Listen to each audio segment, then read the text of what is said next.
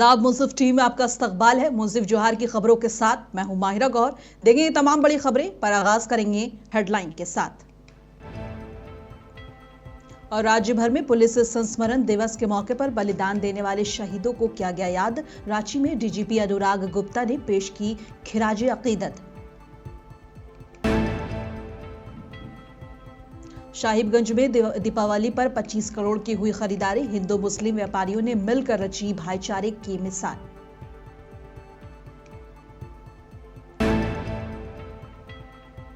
और जमशेदपुर के सुनारी में कबाड़ की दुकान में लगी भीषण आग। मौके पर पहुंचकर विधायक सरयू राय ने घटनास्थल का लिया जायजा।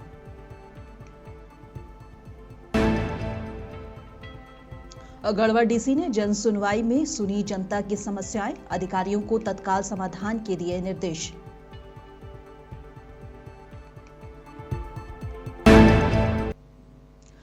पूर्वी सिंहभूम के मुसाबनीक में रहने वाली मालती हेम्ब्रेम ने जर्मनी के बर्लिन में आयोजित भारत जर्मनी समिट में भारत का प्रतिनिधित्व किया। 6 और 7 अक्टूबर को हुए इस अंतर्राष्ट्रीय कार्यक्रम में मालती ने भारत के युवाओं, शिक्षा, पारदर्शिता और आदिवासी समाज की भूमिका जैसे कि महत्वपूर्ण मुद्दों पर अपनी विचार रखा।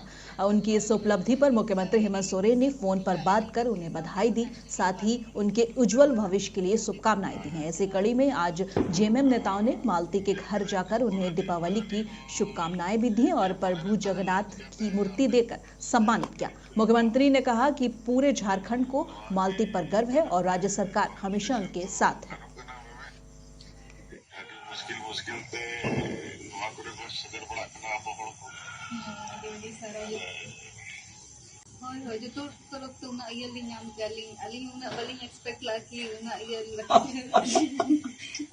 उन्होंने ट्वीट भी किया तुम्हारे बारे में। आप तो चाह ही रहे थे कि कैसे कनेक्ट होगा। जी भैया, इसीलिए मैं इसीलिए आपको लगाया भैया कि आए मिलने। एक्चुअली अभी मेरी एनएलयू हो रहा है। और रांची में जेएमएम नेता मनोज पांडे ने महागठबंधन पर कहा है कि हम आरजेडी और कहीं ना कहीं कांग्रेस दोनों को दोषी मानते हैं। हमें महागठबंधन में उचित स्थान नहीं मिला, हमारी इच्छा नहीं थी। हम गठबंधन तोड़े। 6 सीटों पर पार्टी मन बना चुकी थी, परंतु फिर इंडिया गठबंधन की ओर से ये बात आई और आपको समयोजित किया जाएगा कि इंतजार की हद हो गई और हमें गठबंधन में कोई जगह नहीं मिली। यहाँ केवल भ्रम पैदा किया गया। पार्टी ने फैसला किया कि हम चुनाव से बाहर रहेंगे।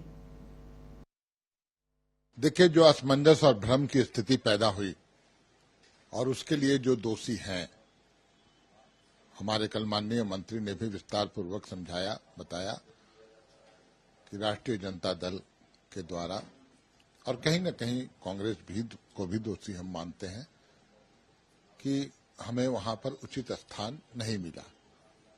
हमारी इच्छा नहीं थी कि हम गठबंधन तोड़ें। 6 सीट पर पार्टी मन बना चुकी थी, परंतु फिर इंडिया गठबंधन के तरफ से ये बातें आई थी कि नहीं, आपको एकोमोडेट किया जाएगा, इंतजार करें। लेकिन इंतजार की इंतहा हो गई। अंततः गठबंधन में कहीं जगह नहीं मिला। सिर्फ भ्रम पैदा किया गया कि हाँ, बस इतनी सीटें हैं, आपको लड़ना है, अभी बताते हैं, तरह की बातें। और समय भी समाप्त हो रहा था, तो पार्टी ने फैसला लिया कि हम चुनाव में न अपना कैंडिडेट उतारेंगे। गठबंधन ने जब हमें हमारा हक नहीं दिया तो फिर ठीक है, हम चुनाव के बाहर रहते हैं।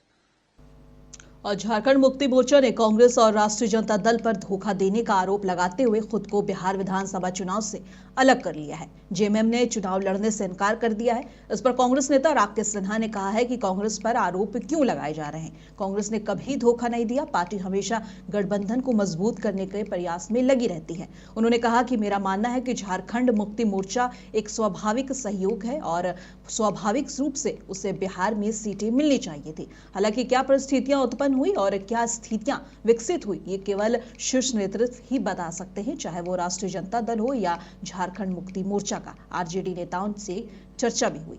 जेएमएम का एक मजबूत गठबंधन साझेदार है, वह बिहार में चुनाव लड़ना चाहता है और इसे सीटें मिलनी चाहिए थी।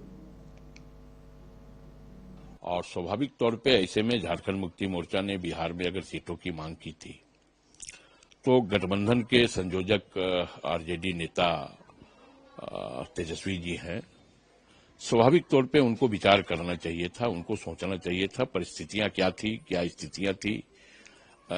वार्ता हुई भी है, यहां से मंत्री जी भी गए थे, तो उस वक्त क्या उन्होंने कहा और अगर उन्होंने सीट देने की बात कही, उसके बाद अगर उन्होंने सीट नहीं दी, तो स्वाभाविक तौर पे ये समीक्षा की बात हो सकती है। तो इसलिए हमें लगता है कि संवाद बरकरार रहे। संवाद में गैपिंग अगर होता है, कम्युनिकेशन अगर गैप है, तो कहीं ना कहीं ये परिस्थितियां उत्पन्न होती है। लेकिन हमारी लड़ाई लोकतंत्र को बचाने की है, हमारी लड़ाई संविधान को बचाने की है, हमारी लड़ाई उन लोगों से है जो वोट चोरी करके सत्ता के शीर्ष तक पहुंचने का काम करते हैं।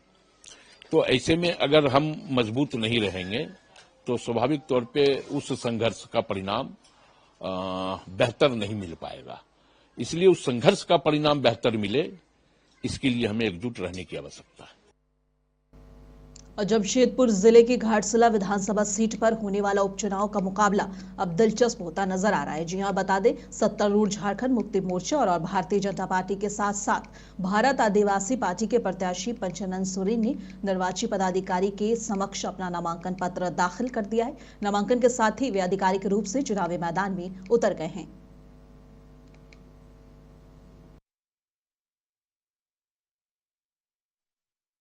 और साहिबगंज में इस बार धनतेरस और दीपावली के करीब 25 करोड़ रुपए की बम्पर खरीदारी हुई है।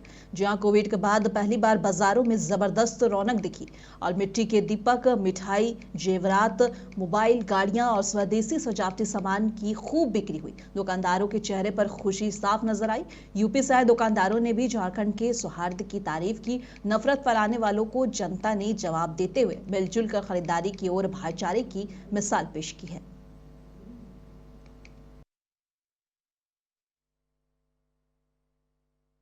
हम आपको यही संदेश दें कि हर घर में रोशनी, हर गरीब के घर में दिया का माहौल रहे, हर घर में पटाखा जले, दिया जले, हर घर में हर उजाला रहे। ये हर साल के मुकाबले में इस बार मिठाई कैसी बिकी? बहुत अच्छा है। बहुत अच्छा रहा। पूरा भारतवासियों को मैं बधाई देती हूँ। हैप्पी दीपावली मेरे तरफ से सारे भाई और बहनों को। यहाँ कहाँ आप सामान बेच रहे हैं? यहाँ ये चौक बाजार है साहिबगंज। कैसी रही हर बिक्री इस बार आपकी दुकान? ठीक अल्लाह अच्छी बिक्री है। क्या चीज़ बेचते हैं? दुपट्टा बेचते हैं 100 में 2। बहुत अच्छा त्यौहार रहा, बहुत एकता से मनाया गया, किसी ने कुछ नहीं बोला। काफ़ी टाइम से माल यहाँ बेच रहे हैं, कोई यहाँ बहुत अच्छा भाईचारा है। पूरे भारतवर्ष में दीपावली की उपलक्ष्य में सब लोग अपना अपना घर में खुशी का त्यौहार मनाते हुए हर घर में दिया जले और साहेबगंज जिला में आज भी बहुत ज़ोर शोर से लोगों के त्यौहार मनाने के प्रति शहर में बहुत सारे भीड़ भाड़ है, खुशहाली है। और इसी खुशहाली के साथ मैं पूरे भारतवासियों के मैं दीपावली के हार्दिक शुभकामनाएं देते हुए हर घर में एक खुशहाली का दिया जले। और बिहार विधानसभा चुनाव में सासाराम से आरजेडी प्रत्याशी सत्येंद्र साहू को गढ़वा पुलिस ने नामांकन के तुरंत बाद गिरफ्तार कर लिया। बताते चले कि 2004 के डकैती मामले में फरार चल रहे साहू पर वारंट पहले से जारी था। गिरफ्तारी सासाराम अनुमंडल कार्यालय परिसर से की गई। नामांकन की सूचना पहले से मिलने पर झारखंड पुलिस ने कार्रवाई की। गिरफ्तारी के बाद उन्हें गढ़वा कोर्ट में पेश किया जाएगा। इस दौरान थोड़ी देर के लिए परिसर में अफरा तफरी का माहौल भी देखने को मिला।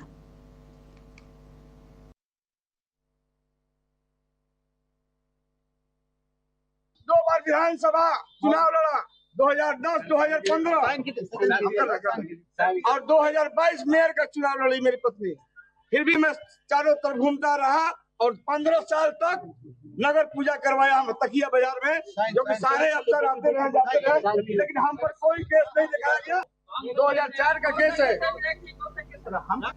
और जमशेदपुर के सोनारी थाना क्षेत्र के गवाला बस्ती स्थित एक कबाड़ी की दुकान में देर रात भीषण आग लग गई। सूचना पर दमकल की 6 गाड़ियां मौके पर पहुंची और आग पर काबू पाया। पटाखे से आग लगने की आशंका जताई जा रही है। स्क्रैप टाल में मालिक सुरेंद्र गुप्ता ने बताया कि देर रात करीब 1 बजे के बाद आग लगी, जिसमें 5 लाख से अधिक का नुकसान हुआ है। स्क्रैप टाल के बगल में बस्ती होने के कारण बड़ा हादसा टल गया।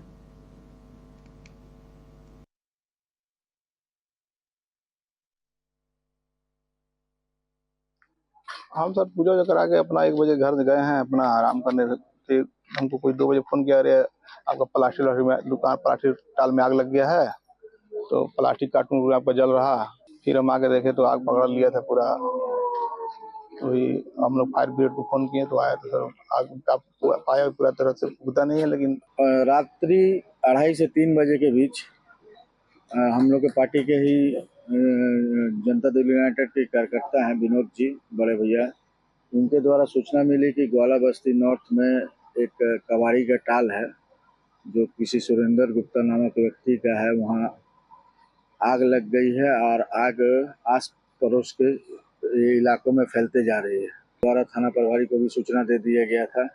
उसके बाद हम लोग इसकी सूचना माननीय अपने विधायक जी को दी। उन्होंने तत्काल फायर ब्रिगेड को जिसको और जो सरकार के जो एमजीएम में है दोनों स्थान में सूचना देकर अभी तक यहाँ 6 टैंक फायर ब्रिगेड की गाड़ी आ चुकी है और भी आवश्यकता पड़ेगी।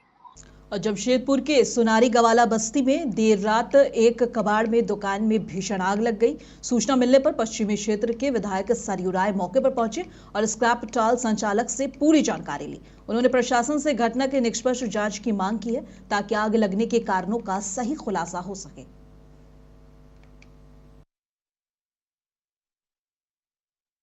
और झारखंड पुलिस परिवार के द्वारा पुलिस संस्मरण दिवस मनाया गया। राज्य और देश की रक्षा करने वाले वीर शहीदों को राजधानी रांची सहित पूरे प्रदेश में श्रद्धांजलि अर्पित की गई। राजधानी में जैप ग्राउंड, पुलिस लाइन और सीआरपीएफ कैंप सहित कई स्थानों पर पुलिस अधिकारियों और जवानों ने शहीदों को श्रद्धांजलि अर्पित की। झारखंड में इस साल नक्सलियों से लोहा लेने में शहीद हुए जवानों को डीजीपी सहित तमाम वरिष्ठ पुलिस अधिकारियों ने श्रद्धांजलि दी। इस मौके पर डीजीपी अनुराग गुप्ता ने कहा, शहीद होने वाले पुलिसकर्मी हमेशा ही कर्तव्य पथ पर बेहतर करने की प्रेरणा देते हैं। आज के दिन सिर्फ और सिर्फ शहीदों को याद करना चाहिए, उनके परिवार वालों की मदद कैसे की जाए ये सोचना चाहिए।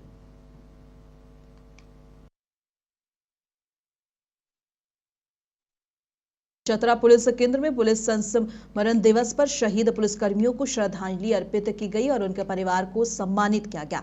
कार्यक्रम में पुलिस अधीक्षक की उपस्थिति में विशेष परेड और गार्ड ऑफ ऑनर का आयोजन भी किया गया था।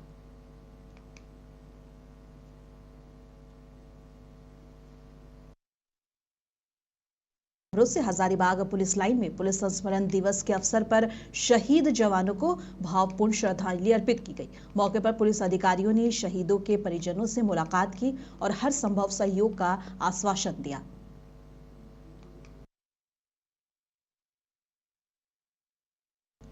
साहिबगंज पुलिस मुख्यालय स्थित पुलिस लाइन परिसर में पुलिस स्मृति दिवस मनाया गया। पुलिस अधीक्षक अमित कुमार सिंह ने 21 अक्टूबर को लद्दाख को हॉट स्प्रिंग्स में शहीद हुए 10 जवानों को श्रद्धांजलि दी और सलामी दी। उन्होंने कहा कि हर साल इस दिन शहीद पुलिसकर्मियों के साहस और बलिदान को याद करते हुए उनका सम्मान किया जाता है। ये दिन हमें उनकी बहादुरी और कर्तव्य निष्ठा की याद दिलाता है।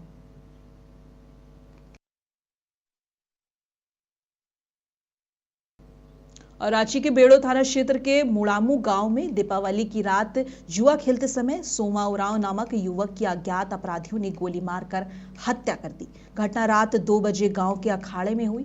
पुलिस ने के अनुसार मृतक पहले 2 बार हत्या के मामले में जेल जा चुका था। घटना के पीछे आपसी रंजिश और जुए में विवाद की आशंका जताई जा रही है। सूचना मिलते ही डीएसपी अशोक कुमार राम, पुलिस निरीक्षक उत्तम कुमार उपाध्याय और थाना प्रभारी सुजीत कुमार उरांव पुलिस बल और फॉरेंसिक जांच टीम के साथ घटनास्थल पर पहुंचे और मामले की जांच शुरू कर दी है। वहीं पुलिस ने शव को कब्जे में लेकर पोस्टमार्टम के लिए भेजा है। फिलहाल पुलिस कुछ लोगों को हिरासत में लेकर पूछताछ कर रही है।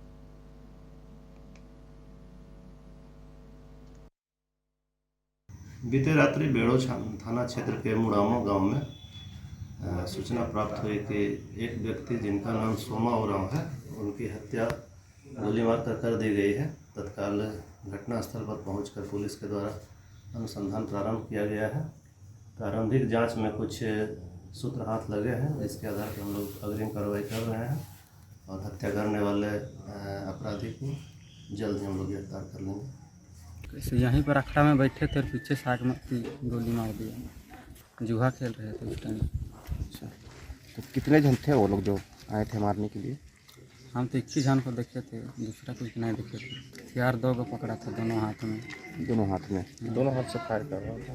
और साहिबगंज के महादेवगंज भट्टा स्थित हरिराम यादव ट्रांसपोर्ट के दफ्तर में दिन में करीब 1 बजे भीषण आग लग गई। मालिक हरिराम यादव ने बताया कि दमकल को सूचना देने के बावजूद 2 घंटे तक कोई मदद नहीं मिली, जिससे ट्रक के टायर, ट्यूब और पार्ट समेत लाखों का सामान जलकर राख हो गया। आखिरकार पड़ोसियों की मदद से पाइप से पानी डालकर आग बुझाई गई, लेकिन तब तक पूरा सामान जलकर खाक हो चुका था।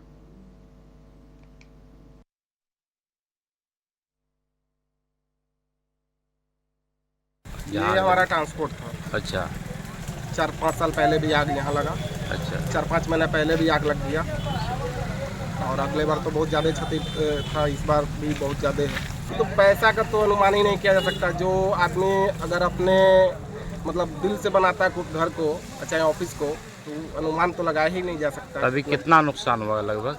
अभी आपने दमकल को वाले को आग बुझाने के लिए कॉल किए, आपकी वॉइस भी आई थी। हाँ। तो क्या आई वो दमकल? नहीं आ पाई। कितनी देर पहले आपने कॉल किया था? लमसम 1 से 1.5 घंटा पहले फोन किए। मतलब जितने बार बुझाया हम लोग अपने से बुझाया है। दमकल बाद में जब सारा खत्म हो जाता है तभी आती है। गढ़वा समाहरणालय में डीसी दिनेश यादव की अध्यक्षता में जन सुनवाई कार्यक्रम का आयोजन किया गया, जिसमें राशन, पेंशन, भूमि विवाद, आवास, मुआवजा आदि से जुड़ी समस्याएं सामने आई। फरियादियों की बातें सुनकर डीसी ने संबंधित अधिकारियों को त्वरित जांच और कार्रवाई के निर्देश दिए। भूमि विवाद, अतिक्रमण, बिजली की जर्जर तारों और आवास से जुड़े कई मामले आए। उपायुक्त ने बताया कि हर मंगलवार और शुक्रवार को जन सुनवाई कार्यक्रम आयोजित किया जाता है, ताकि आमजन अपनी समस्याओं का समाधान पा सकें। एक मामला आया कांडी प्रखंड के सरकोनी निवासी राजेंद्र राम का। उन्होंने बताया कि आवेदन समर्पित करते हुए अपने भूमि पर अपने ही गांव के कुछ दबंग व्यक्तियों के द्वारा जबरन कब्जा करने की शिकायत की है। उन्होंने बताया कि वे एक खतियानी रैयत है, जिनकी भूमि पर दबंग व्यक्तियों द्वारा जबरन कब्जा करके खेती बाड़ी करने से रोका जा रहा है और लगे फसल को नष्ट कर दिया गया है। उनके द्वारा अपनी निजी भूमि से संबंधित आवश्यक कागजात भी प्रस्तुत किए गए।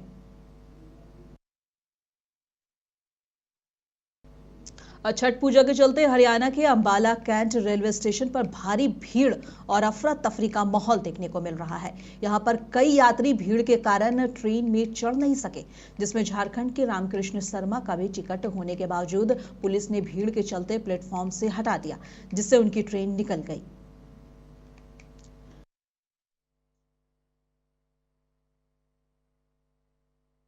झारखंड का रहने वाला हूँ। अकाल तख्त में हमारा टिकट था, 2 महीने पहले मैंने कटवाया था, लेकिन सीट चढ़ने नहीं मिला हमें भीड़ के कारण से। तो गार्ड वाले में चढ़ रहे थे तो पुलिस वाले ने हमें जबरदस्ती फिर उतार दिया, ज्यादा भीड़ होने के कारण लठ मार के उतार दिया। अभी भी वो ट्रेन छूट गई, दूसरी भी छूट गई। अब जाना है हमें छठ पूजा के लिए घर, तो बच्चे भी हैं साथ में, परिवार पूरा है, कैसे जाएंगे वो पता नहीं। चाहते क्या, रिफंड तो सरकार देगी नहीं। रेलवे का टिकट जो हम कटाए थे 1250 का हुआ था टिकट, लेकिन वो रिटर्न देगी नहीं हमें, क्योंकि ट्रेन चली गई। पटना में बिहार के मंत्री और बांकीपुर विधानसभा सीट से बीजेपी उम्मीदवार नितिन नवीन ने कहा है कि एनडीए के नेता चुनावी मिशन के साथ मैदान में उतर चुके हैं। उन्होंने आगे कहा कि हम लोगों ने अपनी रणनीति भी बना ली है, सीटों का आंकड़ा तय कर लिया है और प्रत्याशियों का भी चयन कर लिया है, और अब सभी नेता प्रचार अभियान के लिए मैदान में उतरने जा रहे हैं। पीएम मोदी ने पहले भी दौरा किया, मुख्यमंत्री कई जगह नामांकन कर चुके हैं और अन्य राज्यों के कई मुख्यमंत्री भी नामांकन के लिए आए हुए हैं। वहीं दूसरी तरफ विपक्ष के नेता हैं जो कि अभी घर से बाहर निकलने के लिए भी हिम्मत नहीं जुटा पा रहे हैं। देखिए, एनडीए अपने पूरे चुनावी मिशन के साथ मैदान में उतर चुका है। हम लोगों ने जहां अपनी रणनीति भी बना ली, अपने सीटों के आंकड़े को भी फाइनल किया, प्रत्याशियों की चयन की भी प्रक्रिया हम लोगों ने पूरी की, और अब पूरी तरह से चुनावी मैदान में हमारे नेता उतरने जा रहे हैं। हमारे प्रधानमंत्री जी का पहले भी दौरा हुआ, माननीय मुख्यमंत्री जी नॉमिनेशन में कई जगह गए, हमारे दोनों डिप्टी सीएम कई जगह नॉमिनेशन में गए, कई और वरिष्ठ नेता भी हमारे अन्य राज्यों के मुख्यमंत्री भी नॉमिनेशन में आए। यानी भारतीय जनता पार्टी और एनडीए गठबंधन पूरी तरह से चुनावी मैदान में उतर चुका है, और मेरा मानना है कि मुख्यमंत्री जी के अब जो कैंपेन शुरू हुआ है वो निश्चित रूप से और धार देगा। प्रधानमंत्री जी भी 24 को आ रहे हैं, तो बिहार में के चुनाव को एनडीए ने पूरी ताकत और तन्मयता से लड़ रहे हैं। वहीं आप देख सकते हैं विपक्ष के साथी अभी घर से भी निकलना हिम्मत नहीं जुटा पा। मुजफ्फरपुर में बिहार के मुख्यमंत्री नीतीश कुमार ने एक जनसभा को संबोधित करते हुए कहा कि 10 लाख रोजगार की बात थी, अब उसके लिए इतना काम किया गया है कि जहां तक रोजगार की बात है 40 लाख लोगों को रोजगार दिया गया है। कुल 50 लाख युवाओं को सरकारी नौकरी दी जा चुकी है। उन्होंने आगे कहा कि हमने तय किया है कि आगामी 5 साल में हम लोग 1 करोड़ युवाओं को नौकरी देंगे। इसके अलावे जो 10 लाख रोजगार की बात थी, अब उसके लिए इतना काम किया गया है कि यहाँ तक रोजगार की बात है 40 लाख लोगों को रोजगार दे दिया गया है। मतलब था 10, 10, 20, अब हो गया 10 और 40, 50 लाख युवाओं को सरकारी नौकरी रोजगार दिया गया। अब हम लोगों ने तय कर दिया कि अगले 5 साल में हम लोग 1 करोड़ युवाओं को सरकारी नौकरी और रोजगार दे दिया जाएगा।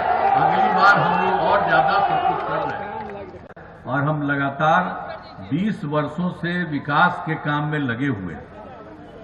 लेकिन याद करिए हम लोगों के पहले वाले की क्या स्थिति थी, याद है ना? पहले क्या स्थिति थी? पहले बहुत बुरा हाल था। लोग शाम के बाद घर से बाहर नहीं निकलते थे। अरे याद करिए ना, शाम के बाद जो उस समय रहता था कोई घर से बाहर नहीं निकलते थे। हम तो जब रहते थे बाहर, तो हम जब आते थे किससे मिलने के लिए तो उसके घरवा में घुस करके हम मिलते थे।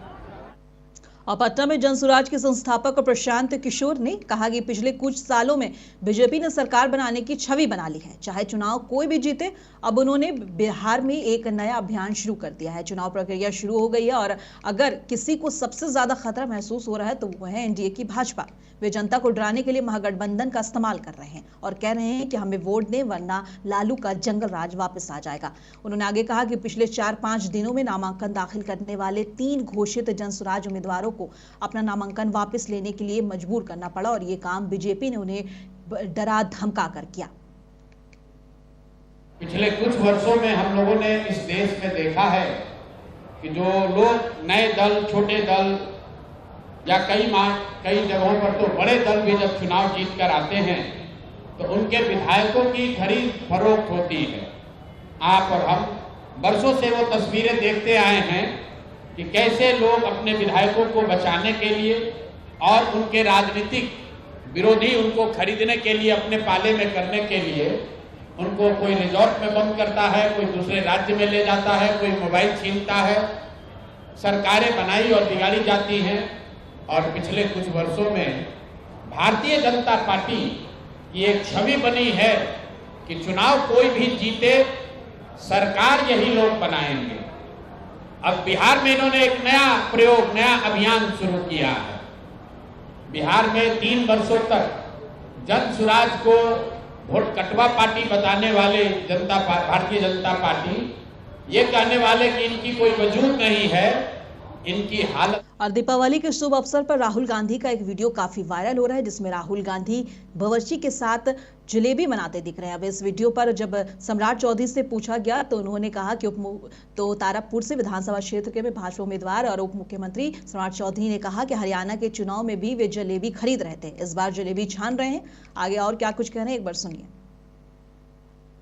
हरियाणा के भी चुनाव में वो जलेबी खरीद रहे थे, इस बार छान रहे हैं। भगवान करे कि वो इसी तरह जलेबी छानते रहे। दिल्ली में लोक जनशक्ति पार्टी के राष्ट्रीय प्रवक्ता धीरेन्द्र कुमार ने इंडिया गठबंधन पर जोरदार हमला बोला है। उन्होंने कहा है कि ये गठबंधन पूरी तरह से भीतर से बिखरा हुआ है और विरोधाभासों से भरा हुआ है। बिहार चुनाव के दौरान गठबंधन के ही दल एक दूसरे के खिलाफ उम्मीदवार उतार रहे हैं। आगे उनका क्या कुछ कहना है आइए आपको सुनाते हैं। इंडिया गठबंधन में देख लीजिए कि जिस तरह से सरफुटौल चल रहा है, आपस में ही एक दूसरे के खिलाफ प्रत्याशी को उतारने का, उससे ही वो एक साफ झलकता है कि बिहार में एक तरफ वो बात करते हैं कि नौकरी हम देंगे, एक तरफ बात रोजगार की करते हैं, दूसरे तरफ बिहार की तो बात ही नहीं कर रहे हैं। वो तो सिर्फ अपने परिवार की बात कर रहे हैं और अपने परिवार में गठबंधन के साथ भी वो लोग न्याय नहीं कर पा रहे हैं और कहते हैं कि हम बिहार में न्याय करेंगे। तो मुझे लगता है कि मांझी मुंसिफ जोहार की खबरों में बस इतना ही। कल फिर मिलेंगे इसी वक्त, तब तक के लिए देश दुनिया की तमाम खबरों के लिए बने रहे मुंसिफ टीवी के साथ।